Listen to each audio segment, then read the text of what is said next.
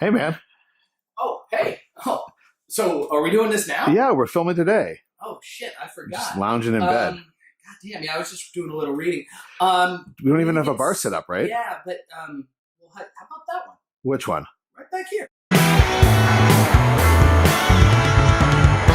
How's your quarantine going?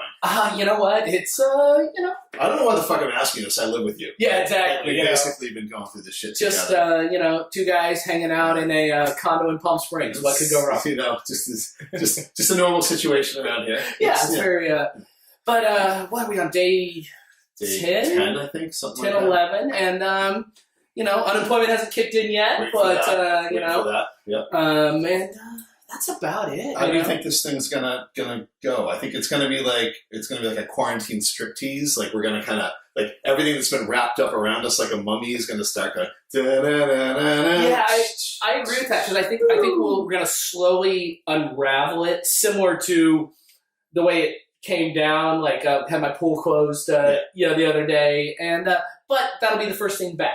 I think we'll start moving forward with that. I mean, if you don't have a pool in Palm Springs, what the hell are you going to do with yourself? Yeah. So taking walks, a lot of walks. Especially wildlife. Saw a coyote. A coyote. A little bit. He did not look good. He did not look good. The coyotes don't have their normal sources of food. Yeah, it was 9:30 this morning, and he was just walking down the middle of the fairway on the golf course out back, and it was a little disturbing. The coyotes and the tweakers. Everybody's home, can't break into steal. I mean, I think they're kind of the same thing. We should set up a GoFundMe for the meth heads, really. Yeah, because they really do need our assistance. They do need our assistance in these troubled times. I mean, we got Palm Springs. Part of the charm is seeing the local indigents and it really is. Transients. It'll be nice when we get back out there and then we can just ignore them again when we walk by and they beg for change. Yeah. Yeah, that'll feel good. It'll feel normal. Yeah. It'll feel normal. All right, you ready to do this? I think so. All right. I think so. So, let's get started. All right. I'm Neil. And I'm Kevin. This is Two Bored Bartenders. And have a drink with us. All right. Today we're going to make classic gin martini. So I know you have some thoughts on this about what a martini is and what a martini isn't, don't you, sir? Yes. A martini is 2 parts gin, 1 part dry vermouth. That is the classic, most represented piece of what a martini is. Google it, people. So now, obviously, there's all the variations now of things that are served up, chilled in a martini glass. But we can get into glassware. That's a whole nother conversation. But right now, we're just going to make a classic gin martini. Classic gin. So we thought we'd use a classic gin here. This is a softer gin. This isn't that one that made you sick in college. We'll get into that a little bit later. Yeah. But so a softer gin, a nice Chambray, pardon my French, vermouth. And then we're going to mix those together 2 to 1. I also think a dry martini is acceptable too, which is 5 to 1. I do enjoy one of those, but we're making a classic one today. Hell, even a 50-50 is delicious, right? Yeah. I mean, well, if you have good vermouth, yes, that's really the key. And can I say this at the same time about how you should store your food vermouth? Please refrigerate your vermouth when you're not using it, especially if you work at a bar where you don't go through a lot of it. Please keep it chilled because this stuff will spoil. It will oxidize. So anyway, we're going to start with 1 ounce of the vermouth. I'll put it into this. Many dry vermouths out there. Dolan, not the top of the food chain, but solid. Great vermouth. Way above starter profile. Then we got 2 ounces of the Plymouth gin. So Plymouth gin is it's a town in England. It's a designation of a style of gin that is based on the town of Plymouth, England. And then we're ready for Neil to assemble. So, how should a proper gin martini? Should it be shaken or stirred? It should be stirred. You should preferably use your hands for the ice.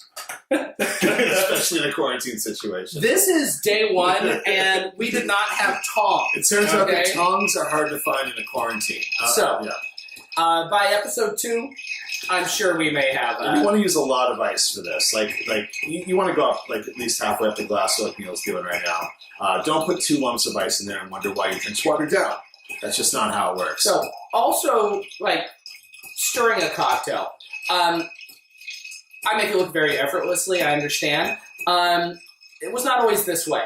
You know, when you ever see a bartender do this, clearly they do not know what they're doing. Exactly. I always tell people my drink tastes better because of my stir. So, It's because you saw me stir it. And if you see somebody hacking it up, you're just going to assume they don't know what they're doing. It's like anything else. You know, put a little effort into it. Put 10, 20, 30,000 hours of your life into it. yeah, it's it. But for any home bartenders out there, definitely work on your stir. It's critical. So, we now have a nice, properly chilled martini. Glassware. This is a Nick and Nora glass. So this is a very classy way to impress your friends. Certainly a traditional cocktail glass or martini glass, as people call it, would be great too. But this is a lovely glass. It holds the same amount as a martini glass, believe it or not. Now, normally we probably garnish this with a little lemon twist or an olive. We're going with olives today because we don't feel like messing around with lemons at the moment. And there's your classic martini with a little tiki skull here, thanks to Bootlegger. We had those lying around. And that's your classic gin martini with Plymouth gin. So now we're going to do a very, very slight variation, i.e., same specs, everything, but a Gibson. The only thing that separates a martini from a Gibson is the garnish. So have some amazing cocktail onions that Kevin here has prepared. I've had a little time on my hands. 4 or 5 days. Oh, at least. Yeah. Probably since this all started. These are delectable. And so, gonna just literally follow the exact same process here.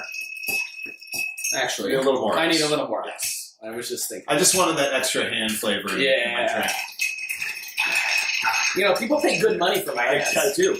Well, Gaz Regan, R.I.P., legendary bartender, was known for stirring with his finger. So I guess if he can do that, then we can do this, right? You know, I do work on Arenas Road. Yeah. So there's a whole extra for the whole market for that. A little extra for the finger. So the story of the martini. I know a lot of Californians like to say that it's based in the town of Martinez, California. That's apocryphal. According to Dave Wondrich, who is kind of the cocktail history guru. I mean, if you're without him, there wouldn't be such a thing as cocktail history. And in Imbibe, he mentions that the old guy prospector who's told the story about the Martinez cocktail was like 6 years old at the time when the martini was invented. So it's very dubious. It's very apocryphal. The turf cocktail and the Manhattan, basically there was no dry vermouth like this available until about Prohibition time in the United States. So they would have been using the Italian red sweet vermouth.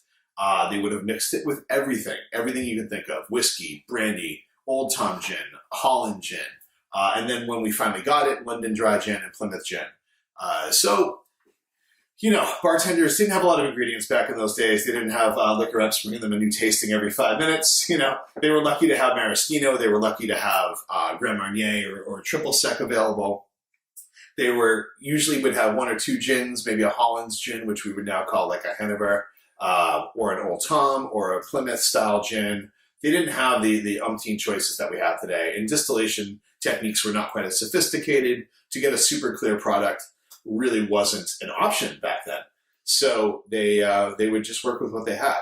And eventually the martini just kind of came about. Where I work, we do a cocktail called the turf cocktail, which is one of the early names for what we now call a martini. But again, it doesn't exactly resemble what we consider a modern martini. A lot of people will put like Boker's bitters or orange bitters or maraschino liqueur in there, as well as the vermouth and the gin. But they're all delicious drinks. I mean, you can't really go wrong. And that's a lot of references, you know, when you research it, date back to orange bitters in some of the original martinis. And like Kevin was saying, there's so many versions and people that say they invented it or it's from here or whatever. A lot of the folklore and the history does reference orange bitters. And some people call that Astoria after the Waldorf Astoria. Yeah. So we don't, again, we just did a true classic basic version. There's riffs on it that everyone can do, obviously. I think we should actually probably have a drink. I think before we should, go right? too far. You know? Yeah. So, I don't want to lose this. Never guy. too early for a Trying drink to- during quarantine, right? Absolutely. So, Cheers. cheers. And there's just nothing wrong with that. It's complex drinks more. Do you know what goes terribly with gin martinis? What? Fernet Branca. Oh, I've heard of that. Mm-hmm. So again, not sponsored. No, but just to end the we just happen to have some little time to end the episode here. Cheers. Cheers.